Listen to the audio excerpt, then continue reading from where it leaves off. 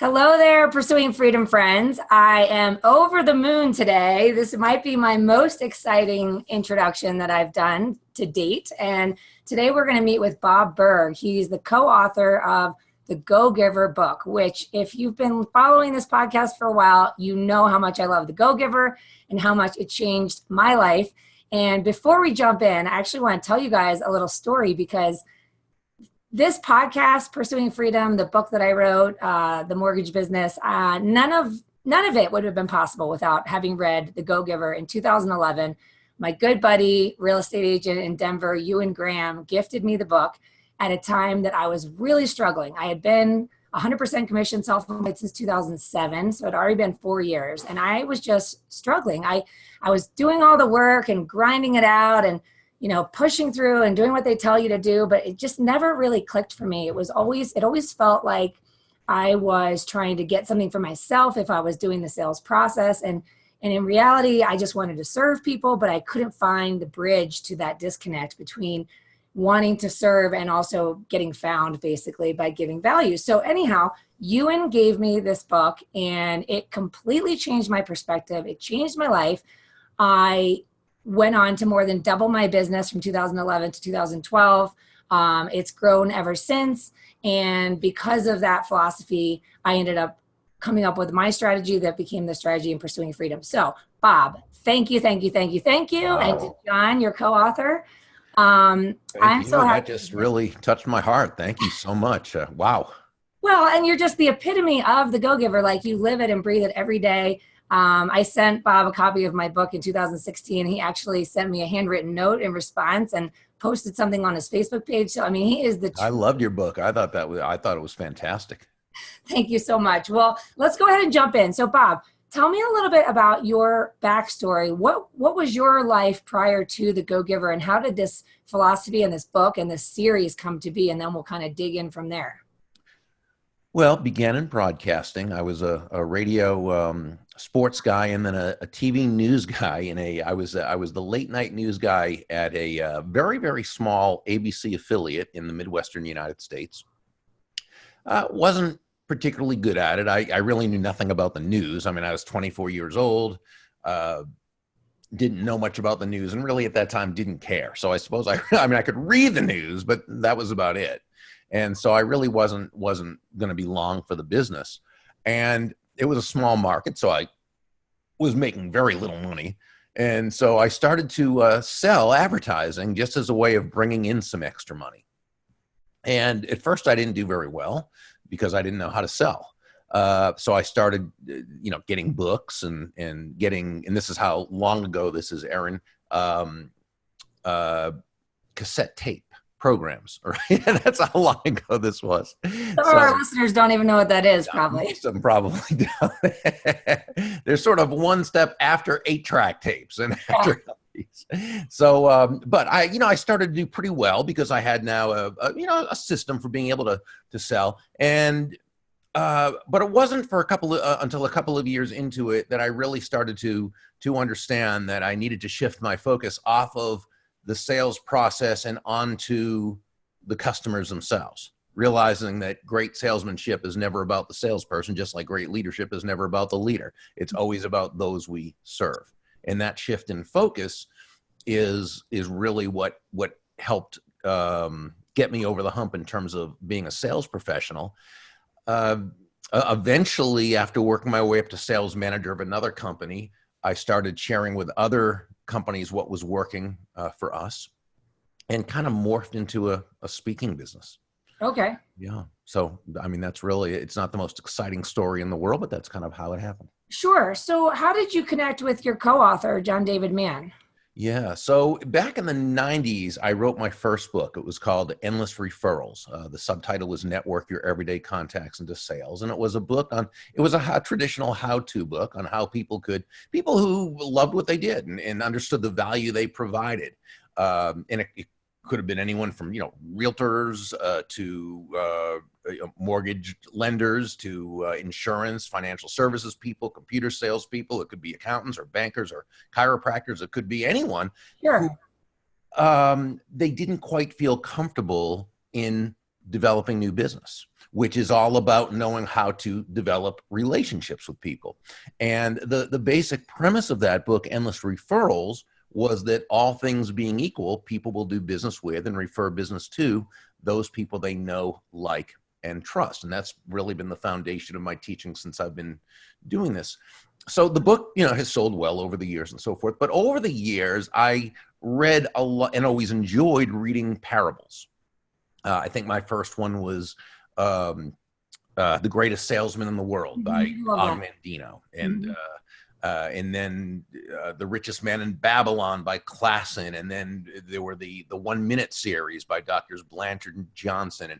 And throughout the years, and Chris Widener and many others, there's been lots of great parables written. And what I liked about them was that in story form, they really connected on a heart-to-heart level, and they were interesting and enjoyable. And I thought, what if we could take the basic premise of Endless Referrals about, the know, like, and trust, and turn that into a short parable that would be easy to read, that would be relatable, that people could take the information and really, do something with it. So the first thing is I just sort of asked myself, so the people who are able to very quickly and sustainably create those know, like, and trust relationships, what's their basic trait?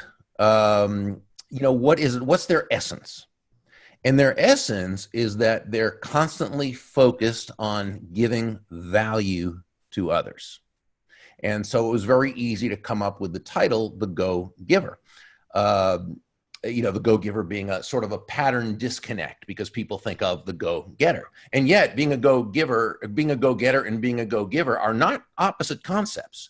We like both. We like people to be go-getters in terms of people of action, right? Sure. We like people to be go-givers in terms of their extreme focus on bringing value to others. We would say the opposite of a go-giver is a go-taker, right? That person who kind of feels entitled to take without having added value to the person, the process, the situation. So I had the title and had kind of a basic outline, character sketches, but nothing significant. And then I made the smartest move I ever made, and that is to contact my friend John David Mann, who I'd never actually met in person at that point, but he was the editor-in-chief of a magazine I used to write for. And at the time, John was not very well known outside of that certain niche, but everyone who knew him knew he was a genius and a wonderful writer and storyteller and entrepreneur, and just, fortunately, I was one of the people who knew. So I asked John, and when I say asked, I mean I pleaded with John to be the co-author and lead writer and storyteller of the book. So he and his fiance, now wife, but fiance at the time, Anna, when they were down visiting her mom in Tampa across the state from me, they actually drove over across state, and we had like a 4-hour dinner just discussing what the book would be about, what we'd like it to accomplish, and, a whole lot. And it was about 3 weeks later, he thought about it, called me back and said, I think we've got something here. And that's really how I think a year later and 24 or 27 rejections later from publishers, we had a book. So did you guys have any idea the impact that it could have on the world? Because I really believe that your book is one of those staples that everyone has to read if they're in business or in life in general. I mean, it's more than just business. It's really just it's a way of life. So did you really ever have any inkling about the level of impact it would have? We thought it would be a successful book. We felt we had a market for it, and we knew we were both willing to work at it and do the publicity and promote it and do all those things. So I thought, we assumed it was going to be a successful book, but no, I don't think we ever thought it was going to have the emotional impact that it did and kind of carry on as a worldwide movement as it sort of has, having a life of its own, well beyond what we have done. And, we owe that to the people like you and many others who've really been an ambassador of the message, but also because you're already an embodiment of the message. Mm-hmm. And the early adopters of the book were not the ones who needed the message. It was the ones who were already living their lives and conducting business that way. And they were already extremely successful. And we got a lot of, let's say letters, but emails from them saying that this is how they've always done it. So really the point is there's nothing really new in the book. right? These are all universal laws and principles that have been around since, I guess, that time that there have been market economies back in the days of the ancient Babylonian bazaar, bazaars, is that, and the traveling merchants. So then the second wave of adopters were the ones who kind of heard about the book because their managers or CEOs or sales leaders or whatever were buying them for the whole companies, and then it kind of grew that way. So yeah, I think we thought it would have an impact, but no, we're very honored, really, to see that it's kind of had even more of an effect than we thought. Yeah, it is amazing, and I know folks that require all their employees to read it. I have as well. So Okay. Let's dig in a little bit, because for those who are listening that have either not read the book or just want a refresher, let's talk a little bit about what it means to be a go-giver. Maybe we could start with like the 5 principles, the 5 laws that you outline in the book, and kind of go from there. Yeah, good idea. And it always begins, as anything else, with a premise, okay? And really the premise is that again, and I alluded to this earlier, that shifting your focus, and this is really the key, shifting your focus from getting to giving. And when we say giving in this context, Aaron, we simply mean constantly and consistently providing immense value to others, understanding that not only is that a pleasant way of conducting business, but it's the most financially profitable way as well.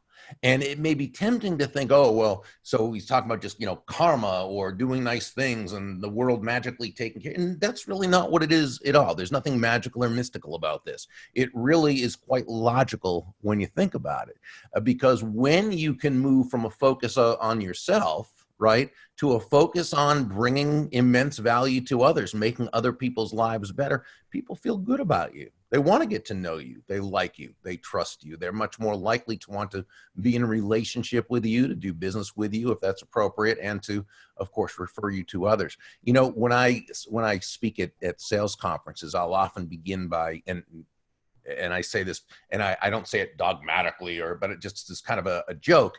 And I'll say, nobody's going to buy from you because you have a quota to meet. Right. Right. Nobody's going to buy from you because you need the money. And they're not even going to buy from you because you're a really nice person who believes in what you do. They're going to buy from you only because they believe they will benefit. They will be better off by doing so than by not doing so.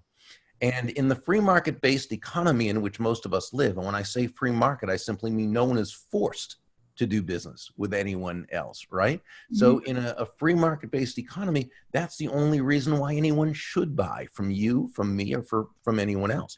The good news is this really ensures that the salesperson or entrepreneur, that we put our focus where it belongs, on that other person. So when we begin from that premise, now we can tap into these 5 laws, and they make sense based on that foundation. So the laws themselves are the laws of value, compensation, influence, authenticity, and receptivity. The law of value simply says that your true worth, in the business sense, of course, your true worth is determined by how much more you give in value than you take in payment. Now, that sounds counterintuitive when you first hear it. Give more in value than I take in payment? How am I supposed to survive in my business, never mind thrive? Give more in value than I take in payment. Sounds like a recipe for bankruptcy, right? So we simply have to understand the difference between price and value. Price is a dollar figure. It's a dollar amount. It's finite. It is what it is. Value, on the other hand, is the relative worth or desirability of a thing, of something, to the end user or beholder. Let's use an example outside of it. Let's use an example outside of the real estate environment, just to kind of put it into perspective. Let's say you hire an accountant to do your taxes. This accountant, she charges you, we'll just name a round figure, $1,000. That's her fee, or literally it's her price, $1,000. But what value does she give to you that makes it so worthwhile for you? Well, she saves you $5,000 in taxes. She saves you countless hours of time, freeing you up to do what you'd rather be doing or what you can do more productively. And she also provides you and your family with the security and the peace of mind of knowing it was done correctly, right? So we see right here that, again, while price is finite, value can be both concrete in terms of that $5,000 savings. That's pretty easy to get our arms around. Sure. But it can also be conceptual. I mean, think about, how do you even put a price on peace of mind? Right.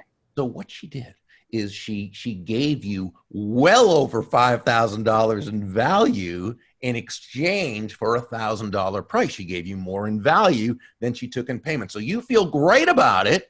And she also made a very healthy profit because it was worth it to her to lease out or sell her time and expertise for that $1,000. Yeah. So, and the interesting thing is, again, going back to when I say a free market economy, and one of my heroes, Harry Brown, used to say, the main characteristic of a free market-based exchange is that there are always two profits, the buyer profits and the seller profits, because both of them came away better off afterwards than they were before. But the reason that she was able to successfully do this is because her focus was not on her fee. Her focus was on pleasing you. Her focus was on bringing immense value to you. Her focus was on making your life better, okay? The money was simply the result, her fee. This is why we say that money is an echo of value, right? Money is simply an echo of value. It's the thunder, if you will, to value's lightning, which means the value comes first, and the money you receive is simply a very natural result of the value you've provided. And that's really law number one. Okay. Law number two is the law of compensation. And the law of compensation says that your income is determined by how many people you serve and how well you serve them. So, our accountant, right, did a great job giving you more in value than she took in payment. Now, if you're her customer, you probably feel great about her. You would do business with her again, and you'd probably refer her to others. Well, her other customers feel the same way. So she's very quickly amassing what we call an army of personal walking ambassadors. And as she continues to add that kind of value to the lives of others, her business will continue to grow and grow. We go back to real estate, and if someone takes a listing, okay, and they charge a certain fee, well, what are they giving in exchange for that fee? Well, let's see. They're, first of all, taking care of the staging and the setting up of the home. They're taking care of the advertising. They're taking care of the negotiating. They're utilizing their connections and network that they have. There's so many things they're doing, their expertise, so that what they're going to do is they're going to bring that client, that listing client, more money in less time with less aggravation than that person would be able to do on their own. So that realtor is giving much more in value than what they take in payment. Now you take that to law too. Well, it's not enough to do that with one client. Your income now depends on how many clients you have, how many listing clients or buyers or whomever you're working with that you're able to help. So the number of people, this is why Nicole Martin, the CEO in the story, said to Joe, while law number one represents your potential income, the value you provide, it's law number two, the number of lives you impact with that value, that represents your actual income. And of course, the best way to expand your reach is through referrals and introductions. Yep. Awesome. And then what was the third law then? This is the law of influence. And the law of influence says your influence is determined by how abundantly you place other people's interests first. Now, again, this sounds counterintuitive, perhaps counterproductive at best, and maybe even downright Pollyanna-ish at worst. Yet, you think about it, the greatest leaders, top influencers, top producing salespeople, okay? Both the mortgage lenders and the realtors and the title people and everybody this is just what they do. It's how they live their lives. They're always looking out for others, looking for ways to make other people's lives better, looking for ways to bring immense value to others. But it's interesting, and let me just clarify and qualify this, if I may, because I think it can easily be misunderstood, and I think it's important. When we say place the other person's interests first, Aaron, we don't mean that you should be anyone's doormat. Okay, we're not talking about being a martyr, and we're not talking about being self-sacrificial in any way. Absolutely not. It's simply, as Joe the protege learned from several of the mentors in the story, and as you and I talked about earlier, the golden rule of business, the golden rule of sales is simply that, again, all things being equal, people will do business with and refer business to those people they know, like, and trust. Well, there's no faster, more powerful, or more effective way to elicit those feelings toward you in others than by genuinely moving from that I focus or me focus to that other focus. Or as Sam, one of the mentors, told Joe, making your win all about the other person's win. And as you develop a reputation for that within your marketplace, you become that go-to person. You become that connector. You become that person people want to know, and you're really building up that army of people, that what we call personal walking ambassadors, who really have your back. They're looking out for you. Okay, so I have a couple questions before we go on to number 4 and number 5. Sure. Okay, so first and foremost, I just playing devil's advocate here. If someone's listening and they're thinking to themselves, well, I'm always giving and I'm always giving and I'm always giving. What happens when, you're reading those books that tell you when to have boundaries and when to say no and not say yes to everything? So where's the fine line between I give value to every person I meet and being a yes person? Does that make sense? It makes great sense. So let's take it on a couple of levels. One, and this isn't exactly what you mean, and I want to get to that next, but I want to first clarify something. A lot of times people think they're giving value to others, but what they're doing is they're giving value based on what they consider to be value, not what the other person does.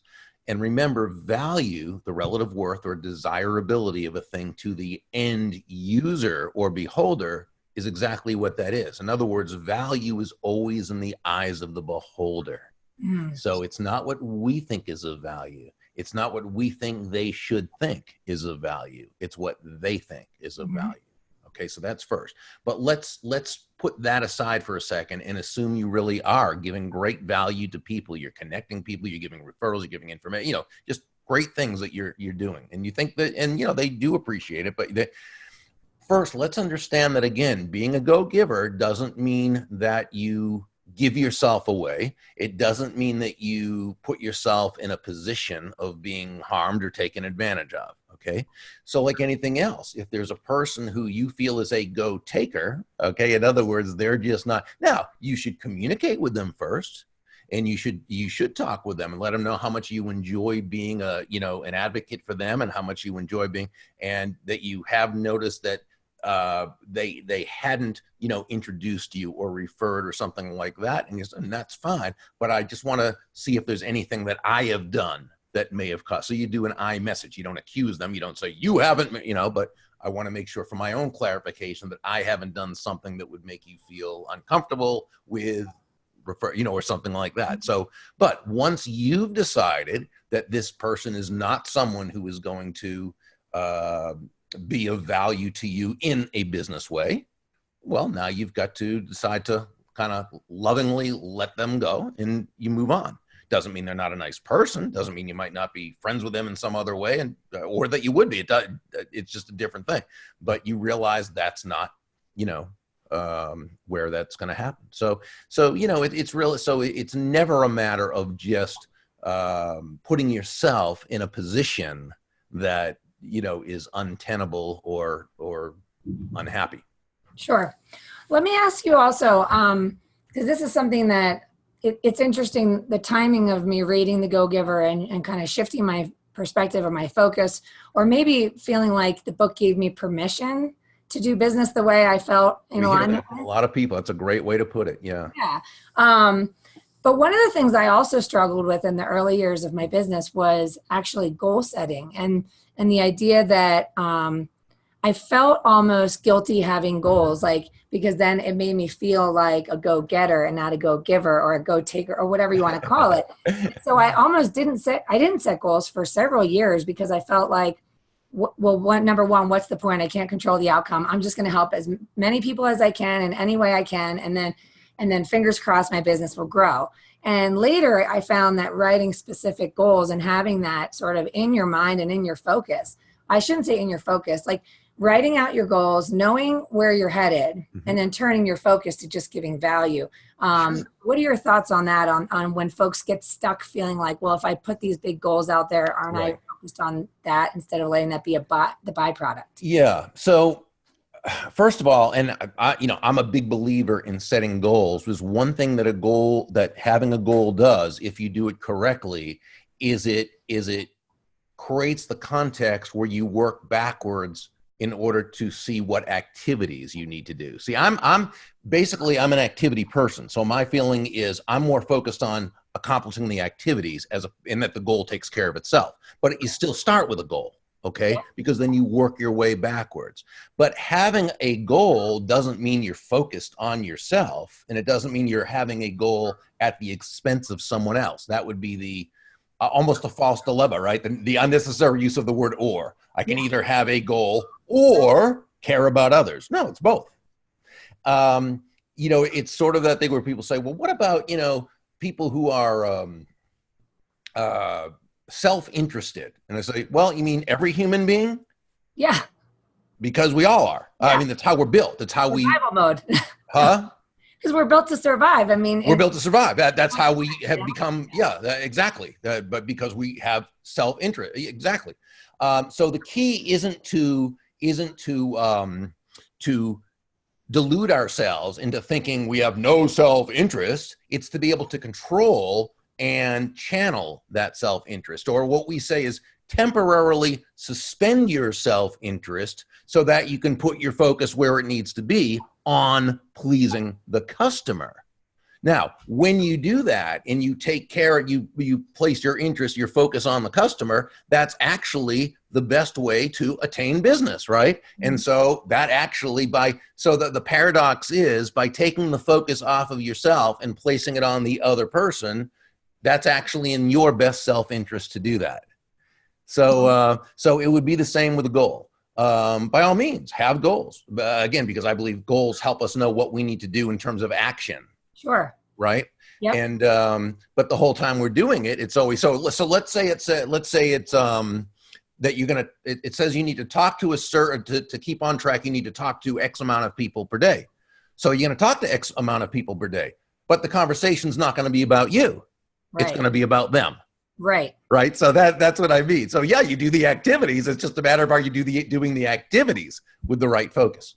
Well, and I love that you touched upon that, because I wanted to dissect it a little bit in terms of, at least in my experience, what does value mean, right? Like, we can talk about giving value, but it's like, if someone's feeling stuck and they don't really know exactly what that means, the way I see it is that, we're dealing with human beings, and human beings have needs. Everyone has needs. Everyone is trying to solve some problem or another, or celebrating something, or mourning something. Life is happening all around us all the time. And the transaction, the actual byproduct of giving value, is simply one part of someone's life. And so what we try to focus on is, what else is going on in someone's life? Did their pipe burst and you need to give them a referral for something? Mm-hmm. Did they have a baby and you need to send them a baby gift? Is their mom in the hospital and you need to send a handwritten note with your condolences? I mean, what is going on in their life other than buying and selling real estate? Which, exactly, by the way, only happens every couple of years for some people. It's not like it's happening on a daily basis, like you have a convenience store, right? Mm-hmm. So I feel like it's important for the listeners to understand that giving value simply means caring about what's going on in people's lives. That's right. And that's really where authenticity comes in, law number 4, right? Because what did Deborah Davenport, she was the realtor in the story, And she said, the most valuable gift you have to offer is yourself. Mm-hmm. And sometimes that most valuable gift is sitting there with someone who's had a loss in their life. Mm-hmm. And, you know, just understanding, just being with them. Yep. And sometimes it's providing someone some information they need. And sometimes it's introducing them to someone who can help them or who they can help, you know? And what Deborah learned, and this is what she shared in the story, is that all the skills in the world, the sales skills, technical skills, people skills, all of which are very, very important, okay? Mm-hmm. They're all for naught if you don't come across through, you know, through your true authentic core. Yep. But when you do, when you show up as yourself, day after day, week after week, month after month, people feel good about you. They feel safe with you. Yeah. And I mean, I talk about this a lot with my coaching clients, because when there's this disconnect and you're missing the authenticity and you just need to be yourself, what it boils down to is every single person has different passions, different backgrounds, different education. And the beauty of the real estate industry is that I see people having massive success from all walks of life, so much diversity. And the ones that are truly enjoying the journey are the ones that have figured out how to have fun, be themselves, not try to be something that they're not try to fit yourself into a box and do what you quote unquote should, you know, not just checking boxes because you made phone calls, but actually making real connection with human beings. Like if you're going to pick up the phone and make 5 calls because that's the activity you're supposed to do today, and all you do is ask them if they know someone who's a real estate agent, right. Well, no wonder you don't make the calls, because that sucks. Yeah. I mean, that's pressure. If you really, you know, what takes the pressure out of a call like that is changing your focus to them. Yeah. Like just honestly, if you know, we have to do the work, you have to do the activity. Absolutely. No getting around the fact that we need to be connecting every day with people in person. Absolutely. And handwritten notes. But the reality is that all you have to do is shift your perspective to what am I going to get out of this call, which is I need a deal, I need money. And instead, just flip it to curiosity. What's actually going on in their lives? Mm-hmm. You know, how are their kids? How's everything? How's the school? How's the house? Are they moving? You know, anything, just questions. Just ask a million questions and you're going to be able to find a way to give value. Yeah. And, you know, and that is attractive. You know, if you, and I often ask my audiences, have you ever been in a conversation with someone who let you do all the talking? And if so, didn't you kind of come away from that conversation saying to yourself, wow, what a fascinating conversationalist that person is? I mean, you tend to really like that person. Yeah. And you want to get to know that person. And so, sure, you know, that's how you right away in a conversation, you become more attractive by taking the focus off of yourself and placing it on them. Yep, 100%. Okay, so authenticity was the 4th law, and then what's the 5th one? Well, this one is the law of receptivity. And this one says the key to effective giving is to stay open to receiving. And you might recall in the story when Pindar, the main mentor, asked Joe, the protege, to breathe out. And then after he'd breathed out, continue to hold that breath to the count of 30. Well, Joe tried, but within seconds, he's struggling for air. He's gasping for breath, right? And Pindar says, what's the matter? Joe can't do it. And Joe says, no, I can't just breathe out. I've got to breathe in. And Pindar jokingly asked, well, what if I was to tell you that it's been medically proven that it's actually healthier to breathe out than it is to breathe in? And Joe just laughed because that's silly. You can't do one or the other. You've got to do both. As human beings, we breathe out carbon dioxide. We breathe in oxygen. Mm-hmm. Breathe out, which is giving. We breathe in, which is receiving. The challenge is we get so many messages from the world around us. And these messages, when it comes to prosperity, is not a mixed message. It's a negative message. Mm-hmm. It's a message that if you make a lot of money, it's through cheating or doing something bad or doing it on the backs of others. And of course, there's lots of people in the world, and that happens sometimes. And but no, in the marketplace where you and I work, I guarantee you there's no one who can possibly make a good living, a sustainably good living, without focusing on bringing immense value to others, to lots of others, by placing other people's interests first, by staying congruent with our authentic core. But then we have to be able to receive. because unlike the message we receive from the world around us, giving and receiving are not opposite concepts. They're simply two sides of the very same coin, and they work in tandem. It's not, are you a giver or a receiver? No, you are a giver and a receiver. Now, what you know, though, is that the focus needs to be on the giving of giving of value. The focus is on the giving. But once, as you've done that, you now need to allow yourself to receive. And see, when you do those first 4 laws, what you've done is you've created what we call a benevolent context for your success. But you've also got to be able to get past those horrible messages of lack and negativity about abundance and realize that you have earned the right, not the entitlement, you've earned the right to receive. Allow yourself to do so. Yeah, I love that. Did you happen to ever read The Secrets of the Millionaire Mind by T. Harv Eker? Oh, one of my favorite books. Me too. And I think this is a really important topic because I know how influential it was for me personally. But when I first had the first business coach I ever had in 2009 did a personality profile test like they all often do, right? And one of the results of the test was in regards to your relationship with money. And you're either tangible or intangible. And so if you're tangible, it means that you're someone for whom when you have money coming in and your bank account is growing, you feel safer, stronger. I mean, there's a more powerful feeling and association with receiving the money and feeling safe, essentially. And then if you're intangible like me, then money is just a means to an end. And so you kind of have these negative mindsets around money where you say things like, I only need enough to get by, or I only need this so much to be happy. And it's sort of saying like, I'm not willing to receive. I'm not willing to receive. I'm afraid of receiving, or I feel guilty receiving, or whatever the case might be. And if someone's listening and is hearing this, then Secrets of the Millionaire Mind is a phenomenal book to read over and over again. Mm-hmm. And along with this, of course, with this law of receptivity, you said, right? Yeah, but and I agree with everything you're saying. And it is because we do get these, messages from the time we're born, and we see them everywhere. Randy Gage, a great friend of mine who's one of the leading authorities now on prosperity, and a guy who truly brought himself up from a very non-prosperous upbringing to now having really mastered that. To me, the Randy Gage blog and his podcast and all these, I mean, he's amazing, but he tells these great stories and gives a wonderful example about how in every blockbuster movie, in every big movie, there are typically 2 types of people. There are the good people who are generally portrayed as honest and kind and broke. And they're poor, but happy, right? Yeah. And these people are always taken advantage of, put down, stepped on, stepped over by who? The rich people, who are portrayed as mean and nasty and cowardly and have no soul.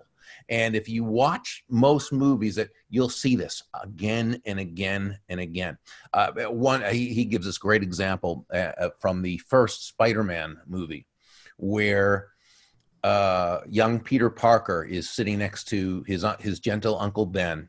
And Uncle Ben says, Peter, we may not be wealthy, but at least we're honest. Mm-hmm. What a horrible message that is.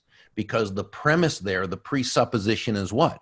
If you're honest, you're not wealthy. If you're wealthy, you're probably not honest. Now, is that one example? Yeah, that's just one. But this is something we always having drilled right into by most of the people around us. So, people like Randy, get his books. T. Harv Eker's book is fantastic. Again, one of my favorites. David Nagel, The Millionaire Within, The Millions Within, and Bob Proctor. And there's many who and the reason I say this is because the garbage about lack and so forth, we get that all the time. We have to consciously put in the good, prosperous information. We have to consciously do that. So, yeah, absolutely. Well, speaking of consciously, an exercise that I I learned in a seminar years ago, which I found to be really helpful. First of all, I love that you said money is an echo of value. I love that idea because I really truly believe that in the real estate business, the second you shift your attention from what you're missing, lacking, what you don't have, what you wish you had, whatever, and onto every day I intend to give value to every person I meet, you'll see your business literally take off, explode, as long as you're doing the activity, but you're doing it in the right way. Right. And we were in this seminar and somebody raised their hand and was struggling with, how do I get myself out of this funk? I'm broke, I'm in debt, I'm struggling, and it's just nothing seems to be working. And all the negative mindset stuff was there, and she was stuck. And the teacher said, every morning when she's in the shower, she repeats over and over and over again, I intend to give value to every person I meet today. And she finds her mood start to lift. It's incredible. And so if anyone's listening and feeling that stuck feeling, I would just encourage you to have that be your mantra, and then see what happens as you go out in your day. It could be the person at the coffee shop that you could make their day as you buy your cup of coffee. It could be the person at the grocery store. It could be the person who calls you and you have a phone call and you dig a little deeper about what's really going on in their life. Absolutely. Yep. That's joy. beautiful. It brings joy. The reality is it brings joy. And then you're operating from a place of authenticity, passion. And next thing you know, you're like a magnetic force. Yeah. Attracting the business. Very, very true. Yeah, it really. I mean, you make a wonderful point, because what that does is it fills you with gratitude. Gratitude is so attractive and attracts good things. Another great book is the 1910 classic by Wallace D. Wattles called The Science of Getting Rich. Oh yeah, totally. Yeah. I love that book. He does a whole big thing about gratitude being one of there's actually 3 different steps, but throughout the book that it's a short book. It's a brief book, but it's powerful. And the third one is about gratitude. And there's a whole thing he does, which is so brilliant. And I found it to be so true. See, I always say gratitude is the trait that makes happiness possible. Yes. Because you can have tons of blessings, tons of things for which to be grateful. And I'm not talking about, owning a jet. I'm talking about being able to see. Yeah. I'm talking about being able to walk, being able to touch, taste, smell, hear what has sense, being able to, have a family that loves you and you love them, having a place to sleep tonight, having a meal that you're going to have, and all the things but see, we can have those, but if we're not grateful for them, it's really the same in effect as not having them, and you cannot be happy. And the more grateful we are, the happier we are. And the happier we are, the more we attract others to us, because all things being equal, people would rather be around happy and pleasant people than unhappy and unpleasant people. Right. So it really just it's a self-fulfilling prophecy. Yep. It's like a cycle. I just finished reading I just finished reading What Happy People Know. And in it, the author is a psychologist who talks about the fact that all negative emotion, like anxiety and stress and depression and overwhelm, and all these things are a byproduct. Basically, the root cause is fear. And that the antidote to fear is deep gratitude and love. And, if someone's curious about digging in, I really enjoyed that book as well, in terms of how do you have intentional gratitude in every moment of your day in order to find that happiness, to squash the fear, and then to ultimately attract, the success and happiness that you're seeking. Exactly. And I, as you were talking, and it looked like I was looking away, but I was actually looking for a book on my desk that I just got finished reading, but I think I've already put it back into the library part. It's a new book on which also talks about gratitude. That's a big part, but it's by Ken Honda, Honda. He's sort of known as the Japanese money guru. It's called Happy Money. And it's basically about the energy around money. And a big part of what he wrote about was just to say, arigato, thank you, for everything. I mean, that's just one small part, but I mean, so much of that was about gratitude. And if you look, if you read or study anything having to do with wealth creation, gratitude it's in all of them. It always plays such a big part. My girlfriend, Jen Hughes, who may listen to this episode, we were talking one day about, what's that? I said, hi, Jen, if she's listening. Jen. Hi, Jen. We were talking about how, when you're doing a morning routine and you're writing what you're grateful for, and sometimes when you just said arigato, it made me think of this, that sometimes, you know, you might not be in the perfect mood every single day, and you might not be all sunshine and rainbows.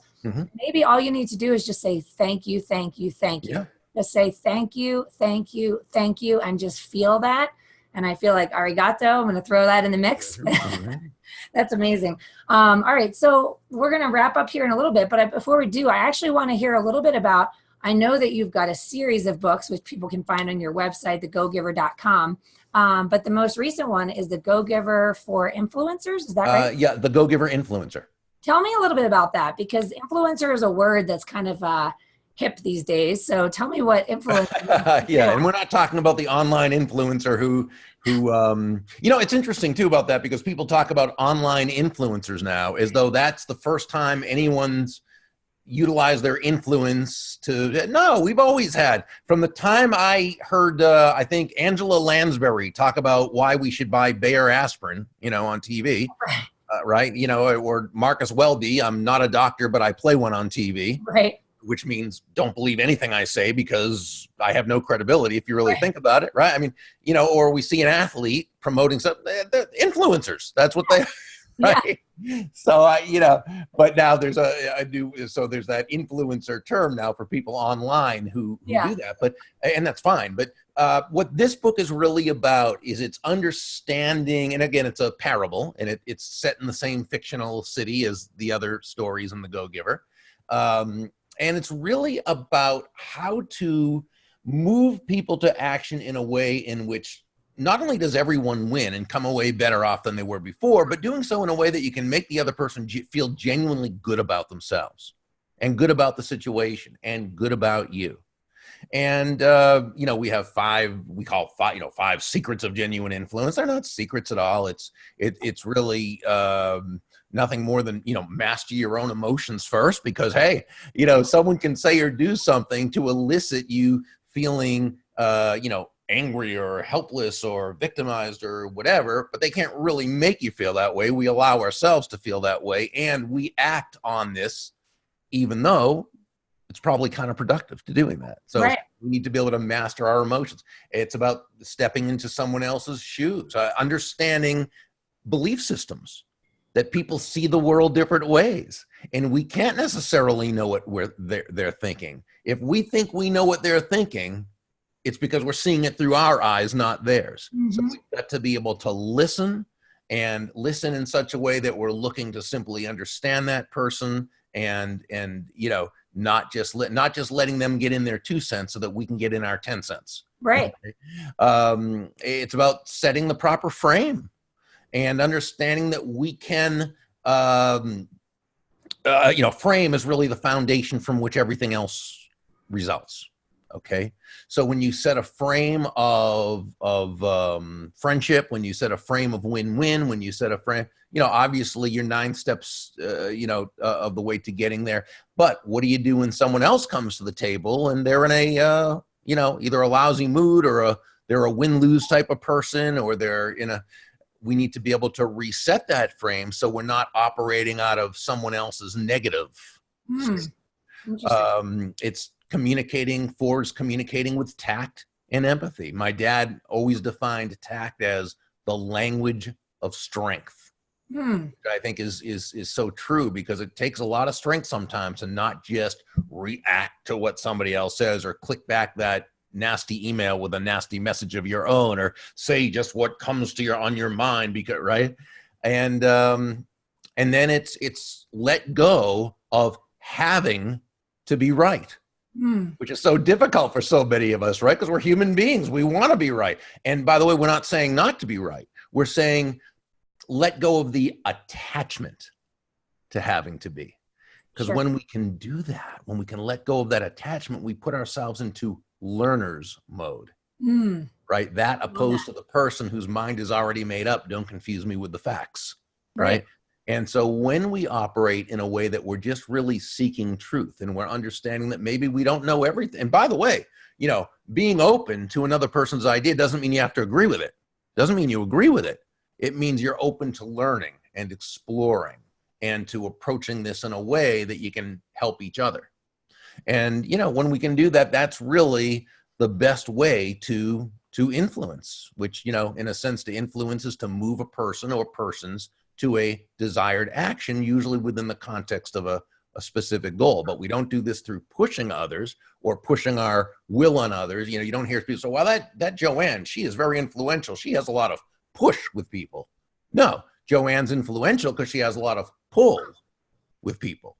And that's really what it is. How do you have that pull? You focus on what brings the other person value, right? And that's really, you know, in a sense, what it's all about. So it was a fun book to write, and John and I both feel it's our favorite book in the Go Giver series. Yeah. Oh, awesome! I can't wait to read it. I haven't read it yet, but I already can tell that I'm going to resonate with it. I love that. I love the learner philosophy, the learner mentality, because I think especially in an industry like the real estate industry, where we have a lot of emotions in transactions, it's a pretty stressful time in a lot of people's lives. And so the learner mentality, I feel like, is a wonderful way to approach negotiations and things like that, so that we can all come together and be on the same page, right? Yeah, exactly. So before we wrap up, I guess I just have one question for you, because you've spouted off the names of so many amazing books, and obviously you are a learner yourself and hungry for knowledge. And what is there any advice that you ever received in your journey that helped you along on your way to this embodiment of the Go-Giver? Yeah. You know, remember when I was talking about I was a couple of years into my sales journey and wasn't quite where I needed to be, and I had that shift in focus? Yeah. That shift in focus came about because of a gentleman where I was working at the time. He was an older guy who, he wasn't even in sales. I think he was in the engineering department, and he retired soon after. I didn't know him well, but he was the kind of guy, he didn't say much, but you know, that kind of guy who, when he does say something, it's always profound. That was my dad. Yeah. Yeah. Yeah. And, you know, there's always something to learn, and you just know there's something to learn. And he saw me come back from a non-selling appointment, and it wasn't a non-selling appointment by design. It was non-selling because I didn't correctly, you know, have that sale happen. And because of that, someone who could have really benefited from the product I was selling didn't. So I came back, I was really disgusted at myself. And he said, Burg, can I give you some advice? And I said, yeah, please do. And he said, if you want to make a lot of money in sales, he said, don't have making money as your target. Your target, he said, is serving others. Now, when you hit the target, he said, you'll get a reward. And that reward will come in the form of money.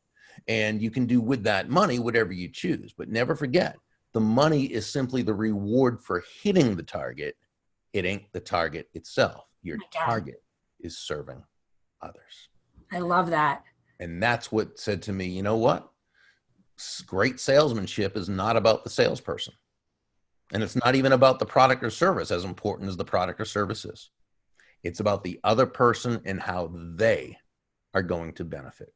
And if we can keep our focus there, that's when our sales career becomes a lot more fun, a lot less stressful, and a lot more profitable. I love it. That is awesome. Drop the mic on that one. So, Bob, what's in store for you next? What's ahead for you? You know, aside from continuing to speak, although I speak, you know, I'm 61 now, so I don't speak as much anymore. I do no more than 20 engagements outside of Florida, but still enough that keeps it interesting, you know, for me. But we're doing a lot more. We have our Go-Giver Entrepreneurs Academy, which we have a couple of times a year in Orlando. We're going to start doing an Endless Referrals, the Go-Giver Way 2.5-day live program in Florida.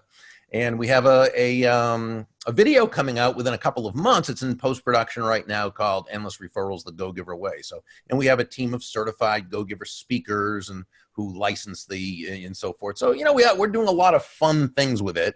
But basically with me being on the road less and doing that. So, you know, as long as it continues to be fun, we'll keep doing it.